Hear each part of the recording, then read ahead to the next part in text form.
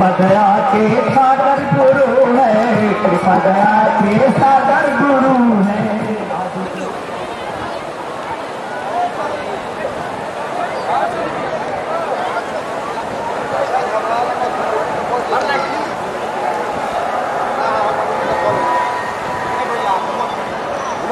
आइए मंडल जाओ time contact सही है।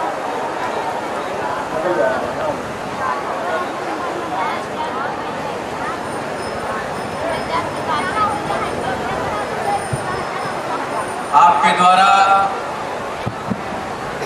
जिज्ञासाएं मंच पर आई हैं। गुरु परक जिज्ञासाओं को साहब के सम्मुख रखा जाएगा।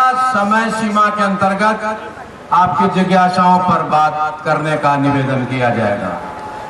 पहली जिज्ञासा है, शिव गुरु का दया भाव यह क्या है?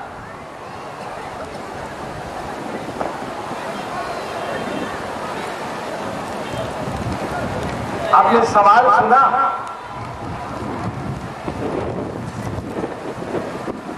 शिव गुरु का दया भाव क्या है? सवाल आया है, एक भाई ने जिज्ञासा भेजी है, शिव गुरु का दया भाव क्या है? इसके पहले वाली पाली की चर्चा में मैंने एक बात कही थी कि यह विचार या ख्याल या सोच कि शिव मेरे गुरु हैं, हमको आपको रखना चाहिए, इसको भूलना नहीं चाहिए। भूल जाइएगा तो रिश्ते खत्म हो जाते हैं, या रिश्तों को ताजा नहीं रखिएगा तब भी रिश्ते करीब करीब सो जाते हैं। राउरे ढेर भाई लोग होई के बाहर में कमात खात हुई, लेकिन का मतलब अपना दिल बा होली दशहरा में कभी ऑनलाइन तब भेंट हुई, अन्ना तो सहोदरे भाई बारे तब का हो गई, कैसे हम रहता नहीं कैसे वो रहता रे, कोनो मतलब रह गई बा। यानी ये रिश्ता कमजोर पड़ गया, सो गया है, ज्यादा हुआ नहीं है। होली दशहरा में कभी भेंट हो जाएगी, ऐसे रिश्ते से काम नहीं चलता। हम लोगों ने कहा कि अपने गुरु शिव से रिश्ता बनाइए तो उसको तरबूजे की तरह ताजा रखिए, सूखने मत दीजिए, सोने मत दीजिए, तभी रिश्ता काम करता है, तभी रिश्ता परिणाम देता है, नतीजा देता है। हमने पहली बारी में कहा था कि आप मन ही मन रात में अगर सोने जा रहे हैं बिस्तर पर तो चुपचाप भी कह सकते हैं, ताकि बोलने से तो बहुत दूर तक आवाज जाती नहीं, मन ही बोलता है, मन की आवाज बड़ी दूर तक जाती है। विज्ञान ने इसको प्रमाणित किया है कि मन से कोई संवाद आप देना चाहते हैं तो कई हजार किलोमीटर, लाख किलोमीटर पर भी मन के संवाद जाते हैं। तो ये विचार सोते समय भी अगर आप देते हैं, या शौचालय में देते हैं, या पूजा घर में देते हैं, कहीं दीजिए कि हे महादेव आप मेरे गुरु हैं, हम पर दया करिए, तो ये रिश्ता बनना शुरू होता है। ख्याल जब हमारे आपके मन में आता है ना और उड़ा जाएगा ना तो वो घर कर लेगा, तो फिर आपने भाव पैदा कर देगा। किसी से झगड़ा कर लीजिए, भूला जाइए, झगड़ा नहीं होगा। हमने नौकरी में कितना 30 साल में कितनी लाठियां चलवाया होंगे, कई जगह गोलियां भी चली है, कहां झगड़ा हुआ? वो आदमी भी समझता है कि हम ड्यूटी कर रहे हैं, हम भी पूछते हैं कि हम ड्यूटी कर रहे हैं, कोई दुश्मनी तो है नहीं, झगड़ा नहीं हुआ। लेकिन अगर मन में बैठ जाए ना कि अरे साला वो हमको मारा है, और मन से हटेगा नहीं तो दुश्मनी हो जाएगी। अगर किसी के बारे में सोचिए कि मेरा दोस्त है, दोस्त बनाते हैं इसको, फिर भूल जाइए, खत्म हो जाएगा, दोस्ती नहीं हो। लेकिन मन में बैठ गया कि दोस्त बना ही के छोड़ेंगे, बनाएंगे दोस्त, रखेंगे दोस्त, दोस्ती हो जाए।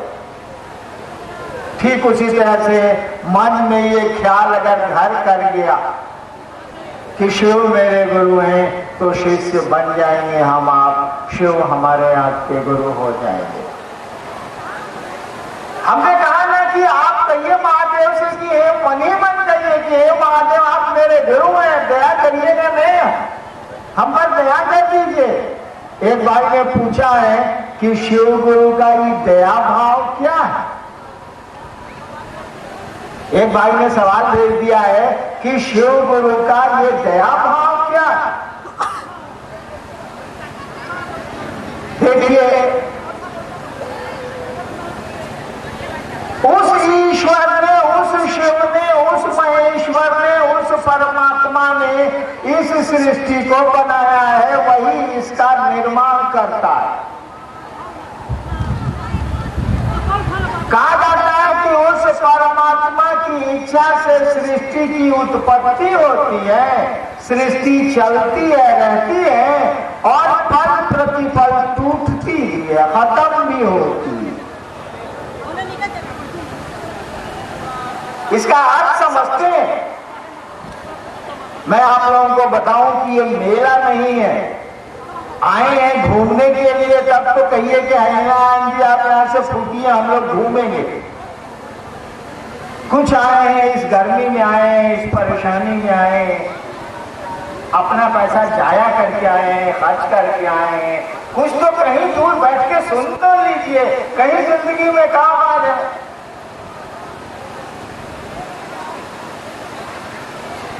उस परमात्मा की इच्छा से सृष्टि की उत्पत्ति है, मतलब पैदा हो रही है, बन रही है, रह रही है, टूट रही है।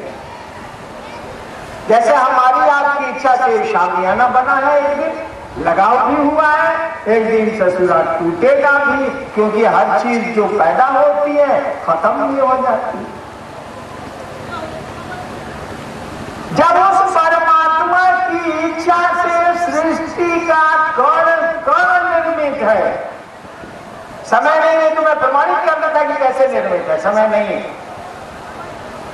जब उस शिव की इच्छा से, उस परमात्मा की इच्छा से सृष्टि का कण कण निर्मित है, यानी कण कण में तो वही न है, यानी वही परमात्मा अपनी इच्छा से जीव भी हुआ है और जगत भी हुआ है। वही शिव अपनी इच्छा से, कहा जाता है शिवेच्छा, वही शिव अपनी इच्छा से हमारे आपके रूप में भी आया है, जीव के अन्य जीवों के रूप में आया है, समस्त संसार के रूप में आया।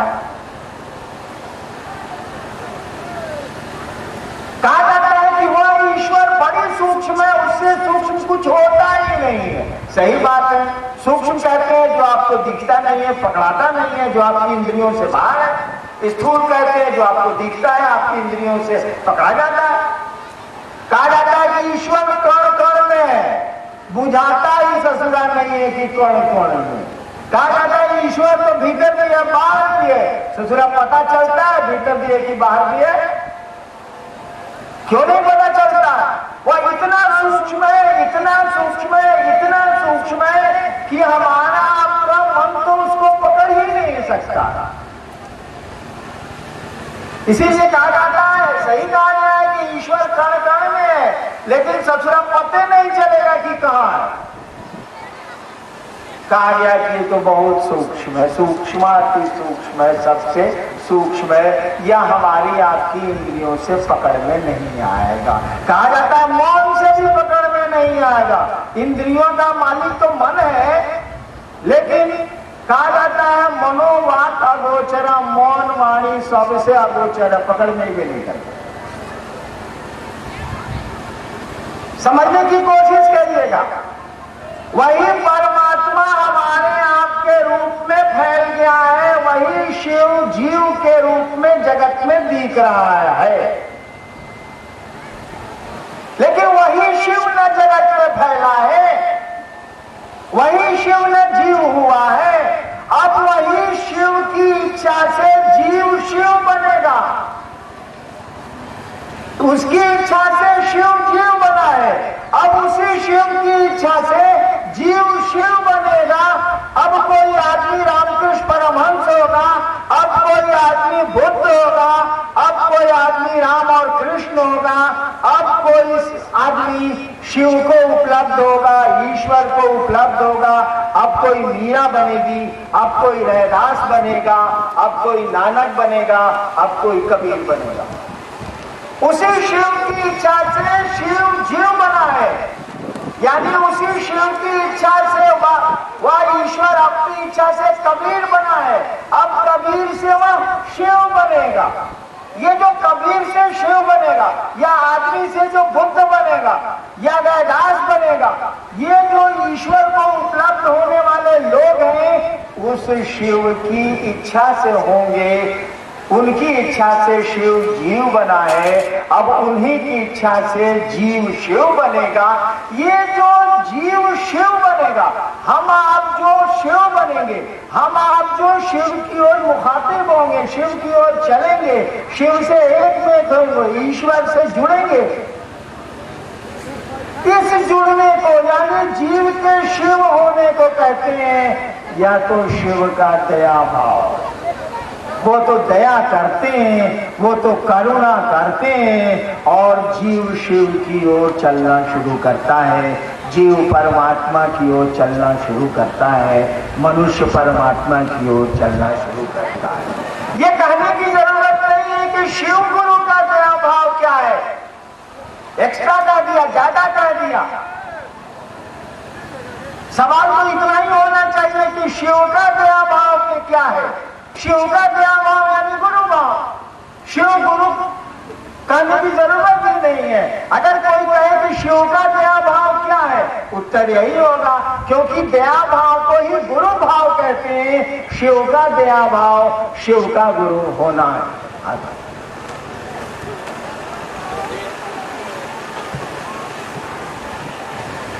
दो तीन प्रश्न है ओम से संबंधित और कुछ शिष्यों का निवेदन है। यह इलाका धर्म और आध्यात्म जानने वालों का है।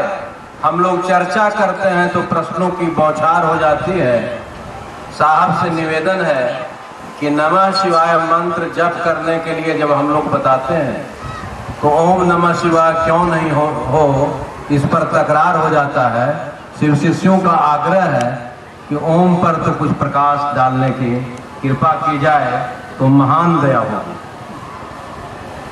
इसमें तकरार करने की जरूरत कहां से आ गई?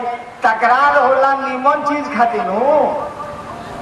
अरे बहुत जरूरी चीज होगी तब ना तकरार करिएगा। आलतू फालतू के लिए क्या तकरार करिएगा? क्या अंतर आता है नमः शिवाय करिए या ओम नमः शिवाय करिए? बताइए तो जरा, क्या अंतर आएगा? मैंने 18 घंटा नमः शिवाय का जप किया। मंडल जी बैठे हुए हमारे प्रोफेसर साहब, अभी तो ये कमलासन पर आ गए हैं, मेरे बगल में बैठे हैं। मैं तो इसका पात्र नहीं हूं, लेकिन ये मेरे शिक्षक रहे, ये पात्र हैं थोड़ी देर के लिए। इनसे पूछिएगा, मैं फर्स्ट ईयर में था तो छुट्टियां बीच की घंटी में जिसको लीजर आवर कहा जाता है, मैं जाके कहीं कोने में कॉलेज में साधना करता था, नमः शिवाय का जप करता था अकेले में बैठ के। कॉलेज के लीजर आवर में मैं नमः शिवाय का जप करता था। क्या हासिल हुआ?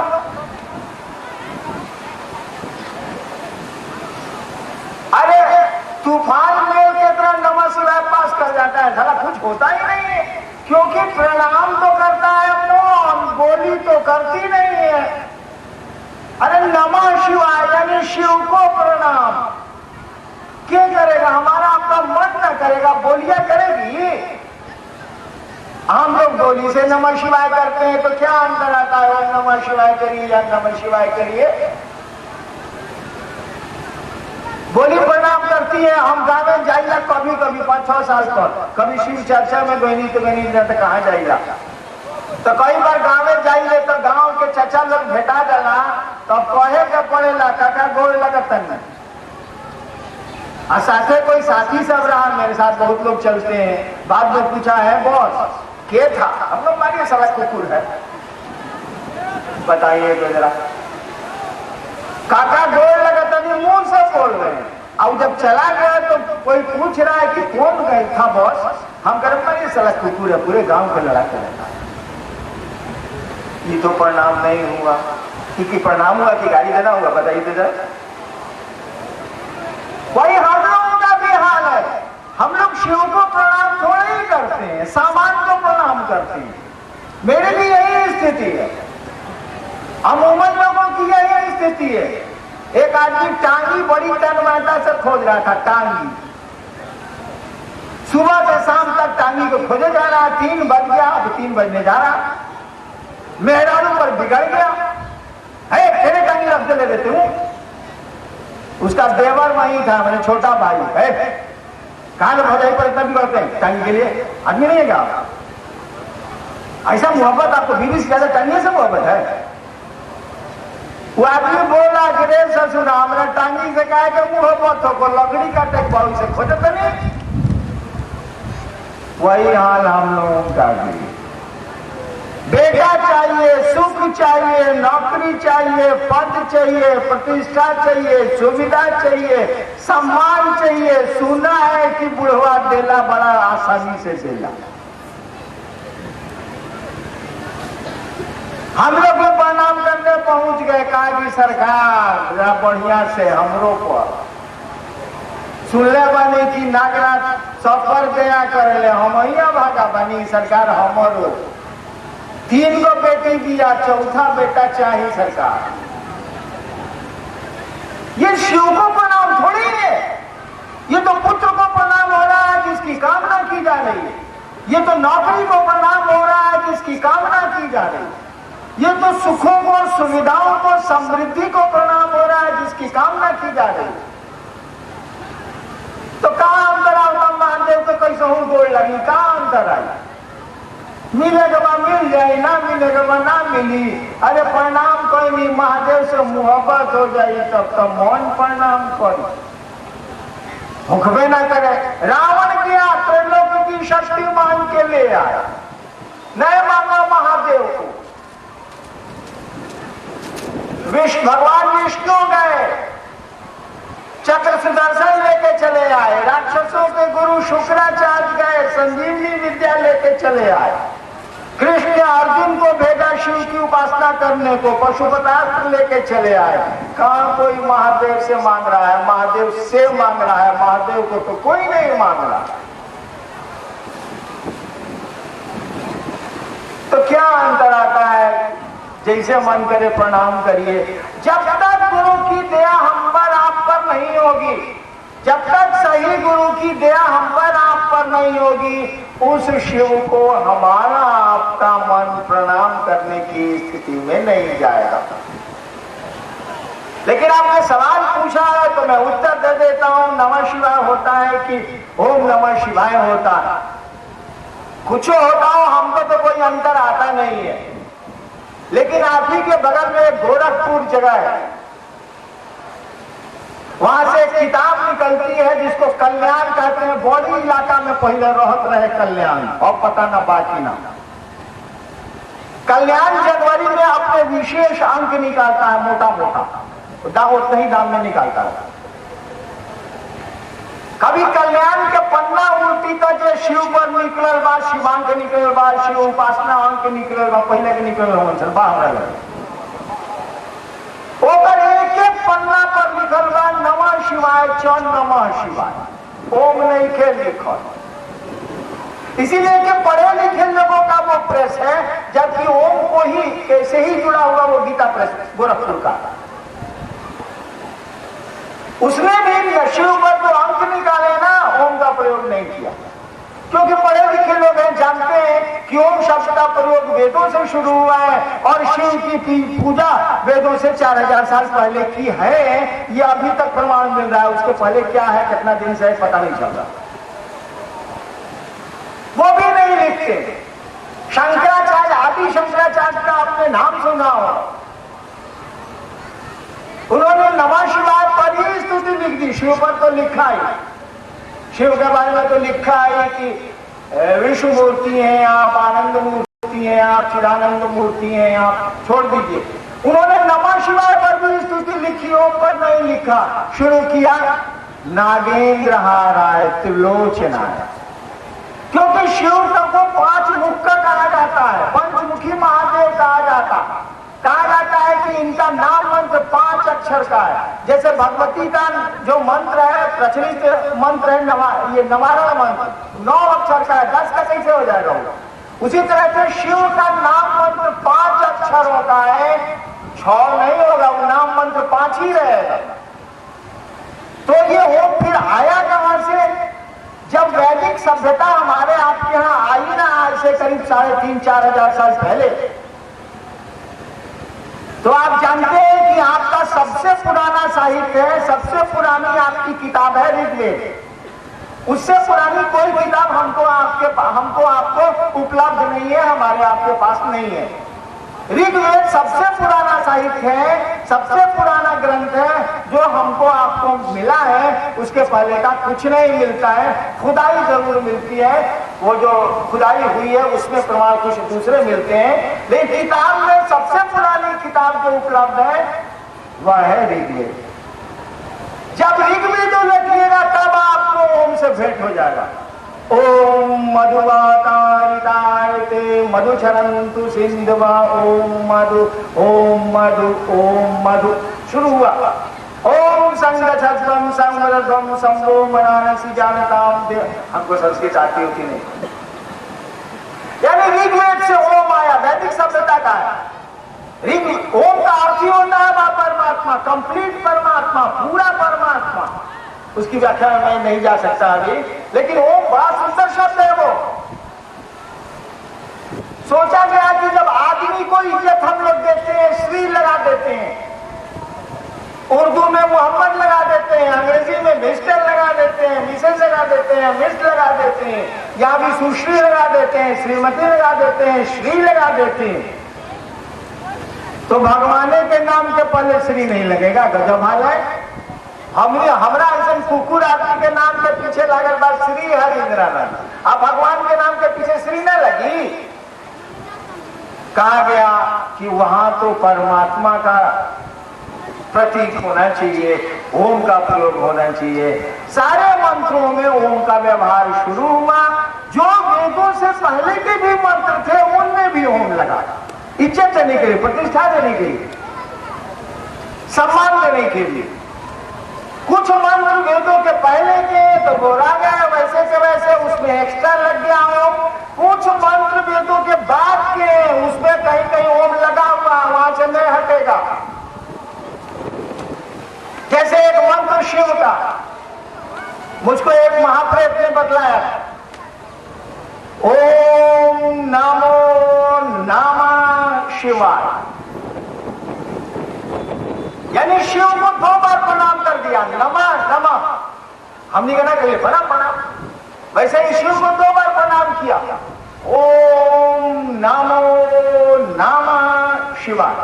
नमो इसीलिए हो गया है कि 2 बार जब संस्कृत में एक शब्द का प्रयोग करिएगा ना तो नमो हो जाए। नमः 2 बार हुआ इसलिए नमो, एक्चुअली है ओम नमः नमः शिवाय। इसमें से ओम मत हटा दीजिएगा, फिर खरखाई मत करिएगा। इसमें लगा हुआ है, किसी का नाम है श्री राम ठाकुर, हटा दीजिएगा। अरे भाई उसमें अलग से श्री लगाना होगा, श्री राम ठाकुर, अब कोई उपाय नहीं, उसमें से नहीं हटेगा।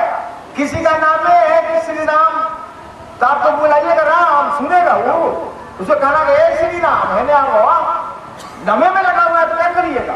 ठीक उसी तरह से शिव के कुछ मंत्र है जिसमें ओम लगा ही हुआ है, उसमें से नहीं हटेगा, उसमें रहेगा, उसका रिदम बना हुआ ओम से। और ओम बड़ा सुंदर शब्द है, लेकिन नमः शिवाय पंचाक्षर है, उसमें नहीं लगता है वो। ये तो किताब में लिखा हुआ, पढ़िएगा तो मालूम हो जाएगा, इसके लिए बहुत चर्चा की क्या जरूरत है। अब हमसे पूछिएगा कि ओम कैसे नहीं होगा, तंत्र में समझा दीजिए, तब 1 घंटा लगेगा। हमको मंत्र का विज्ञान समझाना होगा कि आदमी को मंत्र मिला कैसे, काहे के लिए आदमी को मिला, ये मंत्र का प्रयोग काहे के लिए करता है, तब जाके आपको क्लियर होगा कि नहीं ये मंत्र जो है इसमें ओम नहीं है। लेकिन इतिहास यही बोलता है कि जो मंत्र वेदों के पहले के हैं उसमें ओम नहीं लगा हुआ सम्मान के लिए लगाया गया। किसी को सम्मान देना खराब थोड़े ही है। लेकिन अपन मेहरारू पे चिट्ठी लिखी रहुआ ब्रह्मपुर से, अब मेहरारू बारी पटना में लिखी था, ऊपर में लिखे श्रीमती उर्मिला ठाकुर, भीतर में लिखे श्रीमती ना लिखे, भीतर में लिखे प्रिय उर्मिला। बदल गया। देखिए आप बेटे को खत लिख रहे हैं दिल्ली से पटना ब्रह्मपुर, ऊपर में लिखना होगा श्री रमाज्ञा ठाकुर, भीतर में लिखिएगा बहुआ खुश रहो। लिफाफा पर है श्री रमाज्ञा ठाकुर, भीतर में है बहुआ खुश रहो। वहां श्री लगाए। सम्मान दिया जाता है थर्ड पर्सन में। दूरी होगी ना तो सम्मान आपको देना पड़ेगा, जब नजदीकी होगी तो सम्मान के शब्द हटा दिए जाते हैं। फिल्म देख ले बनी, सिनेमा देख ले बनी, कभी खूब देख ले, हमने ज्यादा देख ले। फिल्म में लड़का लड़की के परिचय होता है, वो मैनेजर बाहर, वो स्टोनो औरत बहाल भई दिया, साला मैनेजर का नियत खराब हो गई। देखिए क्या बोले, लड़की बोलेगी कि जी sir sir sir sir sir स्टोनो होगा, आई कहीं, अरे हमको सर नहीं तो मेरा नाम अभिमन्यु है। सर से हरामी बना है साले, काहे इसे कह रहा है कि जानता है कि सर में सम्मान लगा हुआ है। सम्मान में मोहब्बत नहीं होता, सम्मान में दोस्ती नहीं होती है, सम्मान में प्रेम नहीं होता है। सम्मान हटाना पड़ेगा। कहेगा हम अभिमन्यु न हैं, अरे नाम से पुकारो ना, हम सर नहीं ना है। देखिए सर नियत खराब है, फिल्म में नहीं देखें। ठीक वही स्थिति है जहां सम्मान होगा ना, जैसे हमको बैठा दिया लोगों ने कमलासन पर, समझ लीजिए कि हमको कुकुर बना दिया, साथ एक आदमी को और हम बैठाए, साझा अकेले कहे रहे बुड़बक ने। पहली पाली में एसडीओ साहब को बैठाया, दूसरे पाली में अपने प्रोफेसर साहब को बैठाया। चला साला ये कुकुर के साथ दूगो कुकुर। देखिए जब भी सम्मान लीजिएगा, अपमान आपको मिलेगा तो याद रखिएगा, सुख लिया है दुख लेने होंगे, इसीलिए आनंद लेने की कोशिश करिए, उसमें दुख नहीं होता है। और जब आप असामान्य हो जाइएगा, हरिनारायण ससुरे वीआईपी हो जाएंगे, आपसे मोहब्बत नहीं होगी तब। इसीलिए शिव को देखिए, तस्वीरों में महादेव को देखिए, आपको लगेगा कि ये तो बभूत लपेटे हैं, निहंग है, कुछ नहीं है इसके पास। इसने तो सांपों को जो जहर रखते हैं और टेढ़ा चलते हैं गले लगा लिया है। गंगा बहुत पवित्र है, कहा कि बहुत पवित्र हो, आओ माथे पे रख लेते हैं। चंद्रमा ने कहा कि हम तो आधा गोल है आधा ठीक है, मैंने कलंकित है, कहा कि आओ भाग पे रख लेते हैं। शिव ने सोचा कि सांप को तो सांप साला लाठी मारता है, जौहर है टेढ़ चलता है, लाठी मारता करेगा। ये तो साला हम इसके पास जाएंगे तो भाग जाएगा, इसको आज तक तो समाज ने लाठियां मारी है। शिव ने सांपों को गले लगा लिया, प्यार दिया। प्यार देना गले लगाना बने प्यार देना, शिव ने सरसों को गले लगा लिया। अगर शिव भी बहुत असामान्य हो जाए तो लोग मोहब्बत नहीं करेंगे, प्रेम नहीं करेंगे, प्रेम बराबरी में होता है। शिव अति सामान्य, कहा जाता है कि सामान्य से भी अति सामान्य है वो शिव। कोई व्यवस्था नहीं है, कुछ भी खाने को नहीं है, कुछ भी लाने को नहीं है। उसने कहा कि मेरे पास कुछ नहीं है लेकिन मेरे गण होंगे, आम लोग मेरे गण होंगे जिनको समाज पूछता नहीं है, मेरे आदमी होंगे वे लोग जो अनर हैं, जो हाथ नहीं है, जो गोड़ नहीं है, पिशाच हैं, भूत हैं, यानी जो लोग एकदम समाज में गए गुजरे हैं। शिव ने कहा ये लोग मेरे हैं, ये लोग मेरे गण हैं। शिव सामान्य कहा जाता है शिव को कि अगर आदमी सामान्य है तो वो शिव अति सामान्य है, सामान्य से भी सामान्य है। अगर आपको भी दूसरों से मोहब्बत करनी है तो सामान्य होना होगा, कमलासन छोड़ना होगा, जमीन पे आना होगा।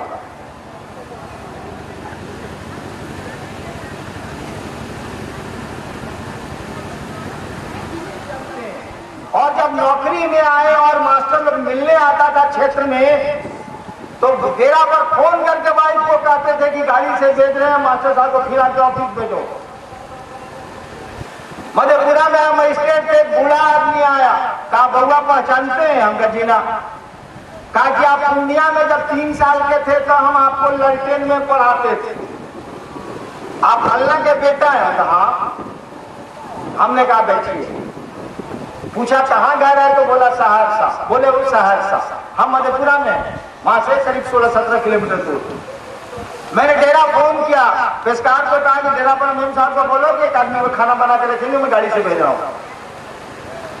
खाना खिलवाया, गाड़ी से मंगवाया और अपने ड्राइवर को, सरकारी ड्राइवर को बोला कि जाओ इनको घरे छोड़ के आओ, घर जाना है इनको, शाम तक आपका लौटेगा, तुम जाओ आदमी को ले लो। यानी जब शिक्षक ने ज्ञान दिया तब तो प्यार उमड़ा, समझ गए कि हम कुत्ता थे, ये आदमी अपना फर्ज निभाया है, हमको पढ़ाया है और ठीक ठीक पढ़ाया। पहली बार IPS हुए, दोबारा डिप्टी कलेक्टर हो गए, पढ़ाया तब ना हो गए। यानी अब श्रद्धा उमड़ी है। ठीक उसी तरह से गुरु की पूजा करने की जरूरत नहीं है, गुरु से संबंध बनाने की जरूरत है। गुरु अपना काम करेंगे, प्यार उमड़ जाएगा, गुरु अच्छे लगने लगेंगे, वो शिव आपको अच्छा लगने लगेगा, सामान कम अच्छा लगने लगेगा, शिव ज्यादा अच्छे लगने लगेंगे, सुख सुविधाएं कम अच्छी लगने लगेंगी, आपके शिव आपको ज्यादा अच्छा लगने लगेंगे। खेला तो इसी का है कि हमको आपको क्या अच्छा लगता है। बंद कमरे में जब सांस लेता हूं तो दम घुटता है, और जब खिड़की खोलता हूं तो जहरीली हवा आती है। आखिर यह स्थिति हम शिव शिष्यों की कब तक रहेगी? कृपया प्रकाश डालें शिव शिष्य परिवार औरंगाबाद। कवि के कविता लिख सुना होता रहो।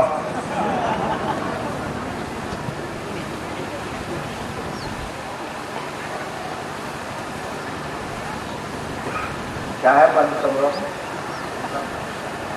इन बंद कमरों में, याद करा, इन बंद कमरों में मेरी सांस घुटी जाती है, दम नहीं। इन बंद कमरों में मेरी सांस घुटी जाती है, खिड़कियां खोलता हूं तो जहरीली हवा। भाई ने पूछा है कि ये स्थिति कब तक रहेगी? शिव गुरु हो जाएंगे तो ये स्थिति परिवर्तित हो जाएगी, अन्यथा यहां जहरीली हवा का मौसम है और आज ही नहीं हमेशा से रहा है। आप जानते हो या न जानते हो, मैंने पढ़ा है कृष्ण जिंदा थे, महाभारत के 36 साल बाद तक जिंदा रहे भगवान कृष्ण। द्वारिका में है, महाभारत खत्म हुए 36 साल हो गए हैं, कृष्ण बैठे हुए हैं यही। सोमनाथ आए थे महादेव का दर्शन करने बलराम के साथ और पूरे द्वारिका के सब लोगों के साथ। वहां से निकले एक बार सोमनाथ का दर्शन करके और 4 घंटे के बाद एक जगह पहुंचे हैं, वो उनके बेटे हैं, उनके सारे लोग हैं, और 1 बजे रात में पहुंचे। कृष्ण रुक गए थे बलराम को लाने के लिए, बलराम रुके नहीं। बलराम बोले कि हम यहीं मरेंगे, हम नहीं जाएंगे सोमनाथ के मंदिर में।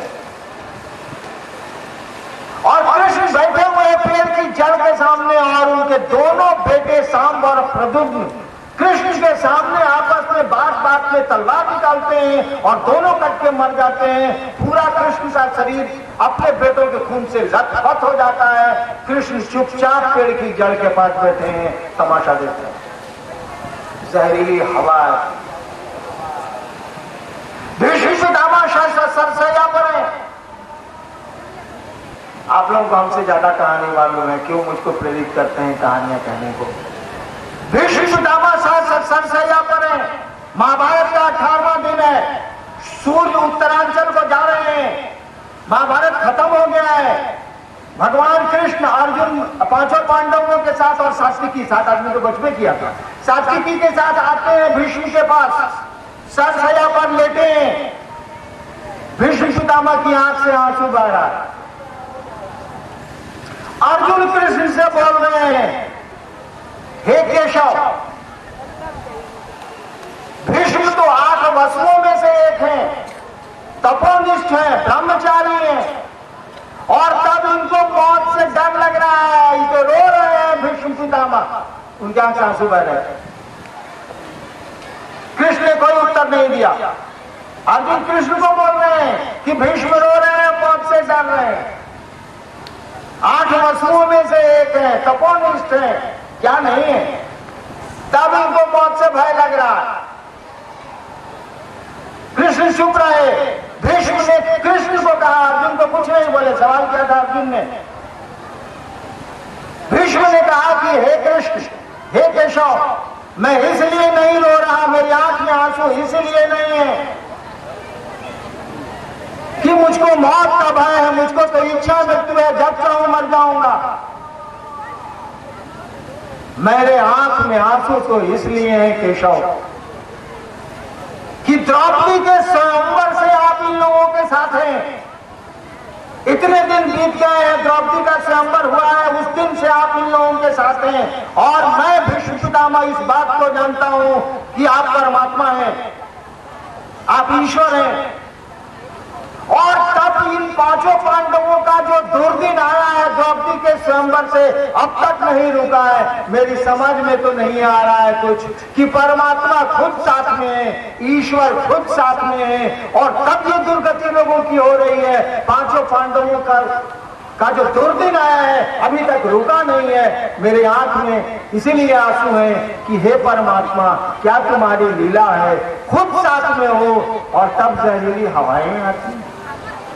यही है दुनिया, यही है महाकाल की इच्छा। ऐसे ही चलता है जगत।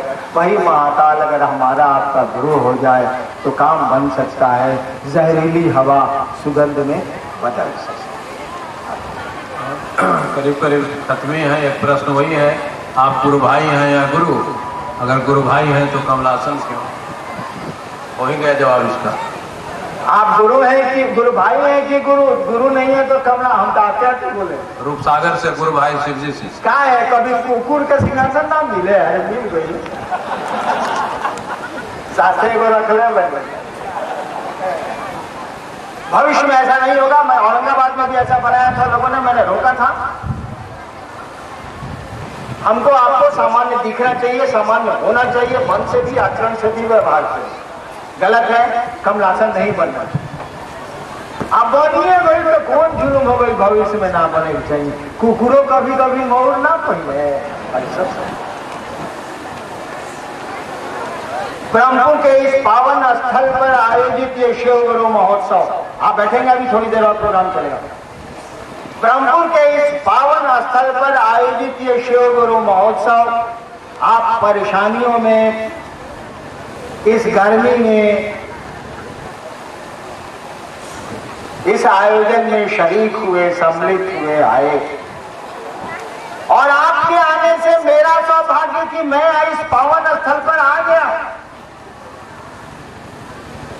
मैं तो आपके प्रति एहसानमंद हूं, आपके प्रति कृतज्ञ हूं। क्या आपको दे सकता हूं, महादेव का चेला हूं। इतनी प्रार्थना अपने गुरु से कर सकता हूं, इतना अनाधिकार आशीर्वाद दे सकता हूं कि आपका जीवन सुखमय हो, जीने की कला आपको आए, आपका जीवन शिवमय हो, सुखमय हो, आनंद से रहें आप, दुख और परेशानियों से मुक्त रहें आप, उनको झेलें, उनसे आगे बढ़ें, उन पर विजय पाएं।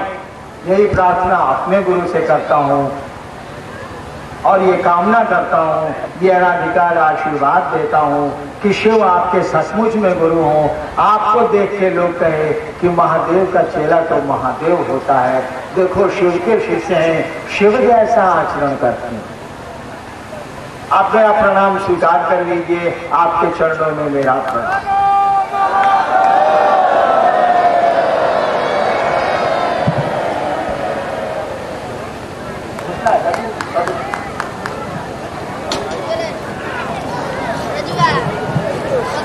आभार व्यक्त करने के लिए भाई